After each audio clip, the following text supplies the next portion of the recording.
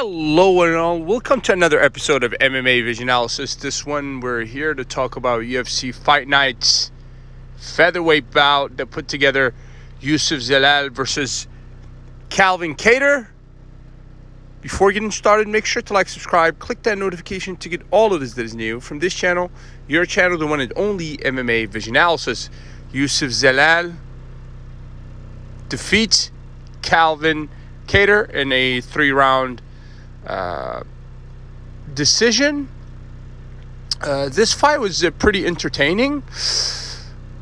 In all honesty, from beginning to end, Calvin Kattar was not able to really lock in and get into the groove of things, sort of say, until let's say late second round, entire third round. Calvin Kattar was pretty much in control and was able to land some significant shots, a couple significant shots. And if this was a 5-round fight, I would have to assume that Calvin Kattar would probably end up being on top, if not, finish Youssef Zalal. But beginning stages of that fight, Zalal was able to control the pace and the space.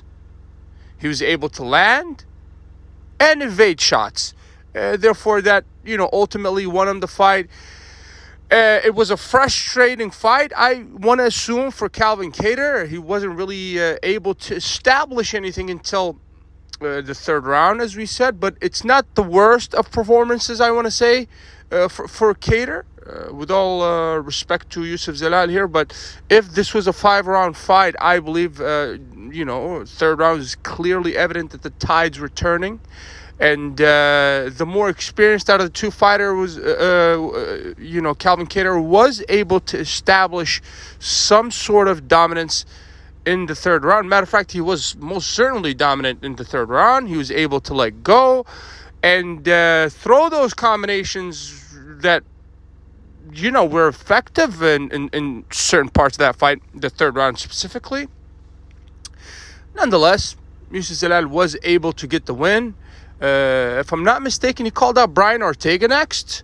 Apparently Brian Ortega wishes to fight at 155, but maybe he would be open to a fight with Youssef Zalal. Maybe not. Who knows? But for Youssef, you can find him many fights. He just defeated Kattar. It's a big name. So who's next for Youssef? In a deep featherweight division. Maybe Aljamain Sterling wouldn't be such a bad idea either.